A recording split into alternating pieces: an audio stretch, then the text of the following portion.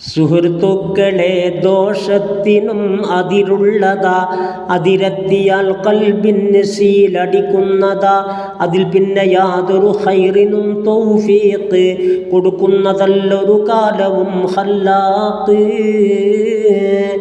ഇത് അൽ ഹസൻ ബസരി ഇമാം പറയുന്നതാ.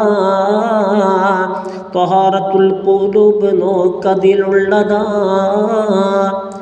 ദോഷിക്ക് ശിക്ഷ വരുന്നതിൽ ഒന്നാണ് സന്മാർഗികൾ വെറുക്കുന്നതും എന്നാണ്.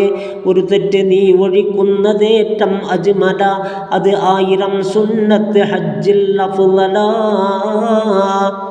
അബു ആസിമിൽ അന്താക്കിയിൽ നിന്നുള്ളതാ. ത്വഹാറത്തുൽ ഖുലൂബ് അതിൽ വിവരിച്ചതാ.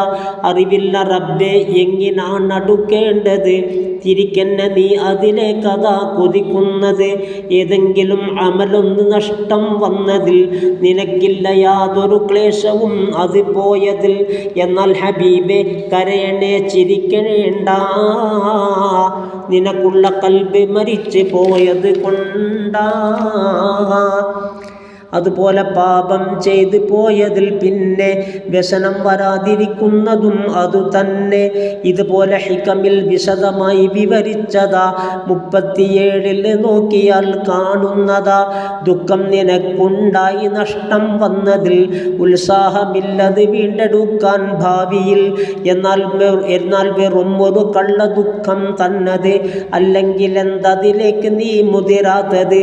നീ റബ്ബിനോടെതിരിന്ന് അവസരം നിനക്കുള്ള കൽബിൽ ലജ്ജയും വന്നൊരു തരം.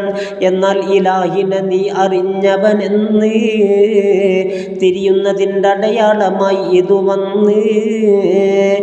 റബ്ബിൻ്റെ മൗഹിബത്തും ചിലപ്പോൾ കൽബിൽ വന്നിട്ട് മാറും. ചേറ് കണ്ടാൽ തന്നതിൽ തെമ്മാടികൾ ഉണ്ടെന്ന് കണ്ടാൽ മാന്യനും മടങ്ങുന്നതാ നിൽക്കാതെ തന്നൊരു വാക്കിനും.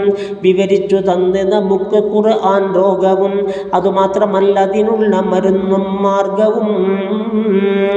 കുറ്റങ്ങൾ രോഗങ്ങളായി ഗണിക്കേണ്ടത്, മരുന്നിന് തോബയുമാണതിൽ പറയുന്നത്.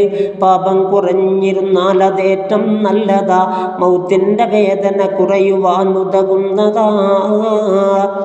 ഇതുപോലെ തിരുനബി മുസ്തഫ പറയുന്നതാ. അത് ബൈഹഖി റിപ്പോർട്ട് ചെയ്തിട്ടുള്ളതാ. നിസ്കാരമിൽ ഫൗത്താവലില്ല ജമാഅത്ത്, എന്തെങ്കിലും നിന്നിൽ വരാതൊരു തെറ്റ്, അതുപോലെ സ്ഖലനം തന്നെയും ശിക്ഷിക്കല. 324 യഹ്യാ 1.